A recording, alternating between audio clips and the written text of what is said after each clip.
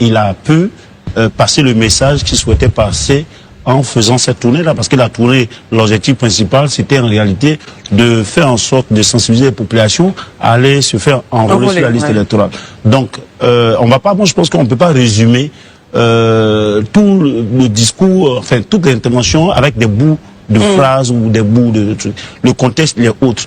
On a vu, au-delà de tout, qu'il a quand même touché des réalités des populations de ces régions-là. On a vu des infrastructures scolaires, éducatives, qui sont avec des bambous, des paillotes et autres. Ça, ce sont les vraies réalités qui sont à l'intérieur du... Alors, chers amis, ces journalistes Herman Aboua nous fait un décryptage, une analyse complète de la tournée du président du PDC RDA, Tidjane Thiam. Il était un peu dans plusieurs villages, n'est-ce pas? Et par sa sortie dans les différents villages en Côte d'Ivoire, dans différentes agglomérations, beaucoup de personnes, beaucoup de partis d'opposition, ces détracteurs ont eu, n'est-ce pas, des mots pour le critiquer, disant que c'est pas un homme d'État, il mérite pas d'être un président, on ne gouvernait pas avec les mots. Parce que dans une de ses phrases, il disait que je veux mettre ma notoriété au service de la Côte d'Ivoire. Et les gens ont fait sortir des tweets, c'est pas de 2019, d'une fille que Barack Obama avait tweeté également son nom. Donc, est-ce que cette fille également doit poser sa candidature? Donc, les gens cherchent à critiquer. Donc, suivons un peu le décryptage de Herman Aboua. Après, on en revient sur, n'est-ce pas, cette situation. Et c'est ces messages-là. Maintenant, entre deux causeries, s'il parvient à placer, parce que les gens peut-être souvent lui posent la question sur son influence, sur ses amitiés, pour ressembler un peu au profil du président Ouattara. On sait que le président Ouattara a ses amitiés, pour le dire aussi, rappeler aussi à ceux qui le suivent que nous aussi on a un carnet d'adresse. Moi je pense que il n'y a pas de procès à lui faire parce que il a un champ pour faire comprendre sa démarche. Donc moi voici ça. Donc on peut rester sur le vécu des populations. Et au-delà de ça, on reste finalement sur sa conclusion qui dit, mais je suis l'homme idéal qui au-delà des infrastructures, je cherche le bien-être des populations, leur épanouissement, trouver des solutions à les rendre heureux. Voilà, moi je pense que c'est ce qu'on doit retenir de cette tournée qui, avant tout, est une tournée de sensibilisation de la population. Pour ceux qui disaient que les leaders politiques ne descendaient pas, l'opposition ne descendait pas sur le terrain pour parler d'enrôlement, on voit que Thiam est en train de le faire, et ça, il ne faudrait pas qu'on résume toute cette périple-là, tout à des bouts de discours de ces interventions. Je pense qu'on a aucun, ça peut tenir si il choisit des paragraphes. Aucun d'entre nous sur ce plateau ici était sur le terrain. Aujourd'hui, on voit des extraits de certains messages. Il a fait quand même le périple sur toute la zone.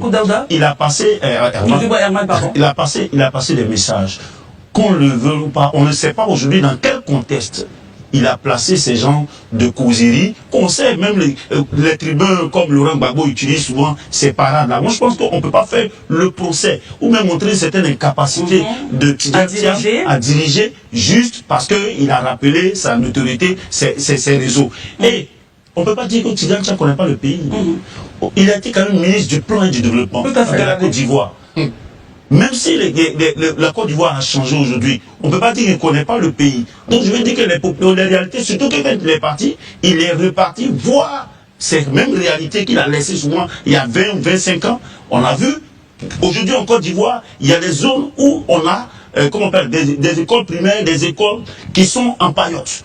Et on est pourtant dans l'ère de l'émergence. Voici les situations. Donc la préoccupation pour pouvoir gérer autres, moi je pense que laissons le jeu politique se faire, laissons les leaders politiques aujourd'hui là, passer leur message de sensibilisation des populations à aller se faire enrôler. Et c'est ça que je dois traiter. Il ne faudrait pas qu'on essaie de sortir des petits extraits qui ne sont pas forcément contextuels de la tournée de Tidjane Thiam pour lui faire un procès.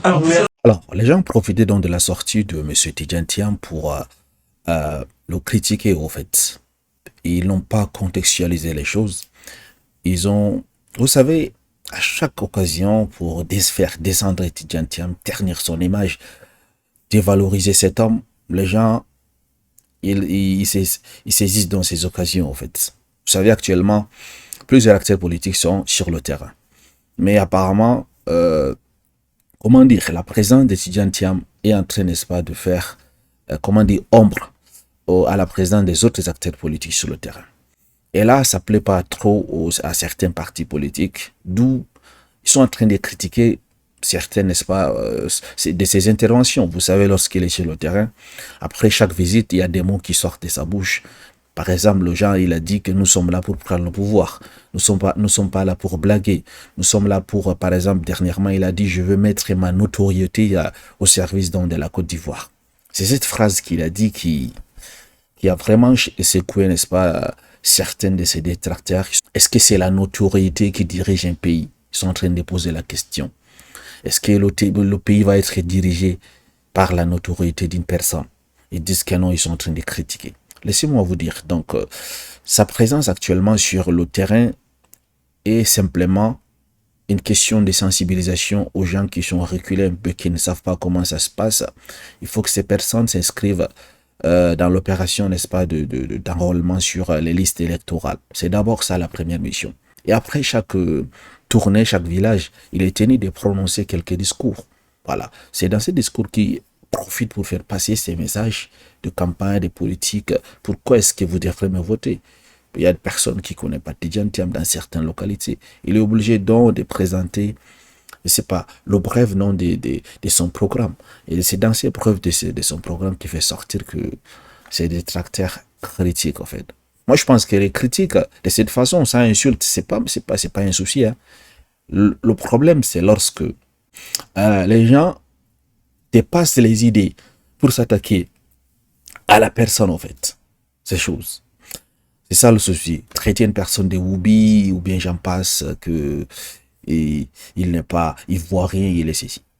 Alors qu'ils savent tous que Tidjane Thiam, c'est un ivoirien, il n'a jamais été sénégalais, et c'est le petit-fils direct, n'est-ce pas, de Houphouët-Boigny. Donc, je pense que sur ces terrains-là, ils n'ont pas raison. Maintenant, la question, n'est-ce pas, de ces influences et ces carnets d'adresses va permettre, n'est-ce pas, à gérer donc la Côte d'Ivoire. Sa notoriété, elle va mettre ça au service, n'est-ce pas, de la Côte d'Ivoire, du peuple ivoirien. Les gens disent comment est-ce que la notoriété va aider le pays. Laissez-moi vous dire. Vous savez, est-ce que vous savez que certaines relations, même dans la vie réelle, certaines relations dépassent largement votre argent? Avoir certaines relations avec certaines personnes, avec certaines entités, c'est avoir du pouvoir, si vous ne savez pas. Il y a certaines choses que votre argent ne peut pas faire, mais votre relation aussi. Je vous prends un simple exemple. Vous voulez assister, c'est pas un truc au palais présidentiel. Vous avez de l'argent, vous avez tout en fait. Mais est-ce que votre argent va vous permettre d'assister à cette cérémonie qui se passe au palais présidentiel? Vous ne pouvez pas. Il faut avoir une relation, une personne qui connaît les gens à l'intérieur, qui va vous fournir une invitation. Et pour avoir cela, votre argent ne peut pas acheter cette invitation. Parce que voyez-vous, certains endroits, votre argent, ça ne dit absolument rien. Donc c'est ainsi, il y a des cercles fermés. Il y a des cercles fermés dans le monde-ci. Il y a des personnes qui dépassent le pouvoir de l'argent. Donc pour avoir, c'est pas, leur temps, il faut avoir certaines relations.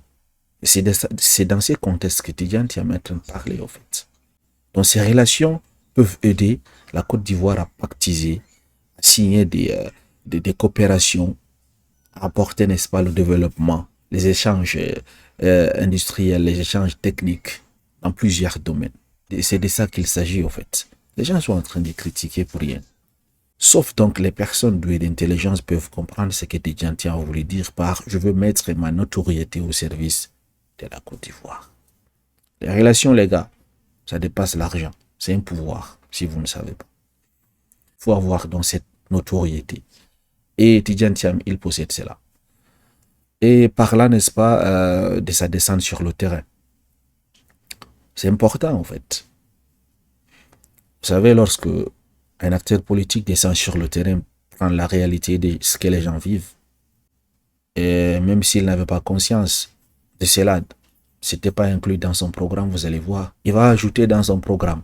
Donc, par exemple, telle localité ou bien les localités reculées en Côte d'Ivoire ont besoin des salles de classe, en respectant les normes. Donc, il faut remplacer ces salles de classe en bambou là. Apparemment, certaines localités n'ont pas de l'eau. Apparemment, certaines localités n'ont pas de courant, alors que la Côte d'Ivoire fournit l'électricité à plusieurs pays voisins. Lorsqu'un acteur politique descend sur le terrain, c'est pas seulement une question de sensibilisation.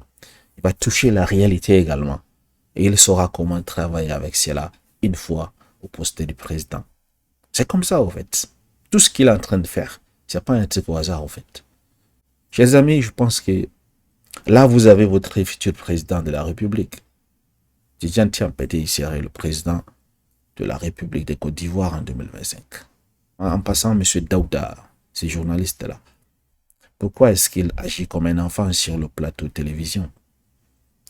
Il fait comme ça, il fait comme ça. Chaque personne a un temps déterminé qu'il patiente.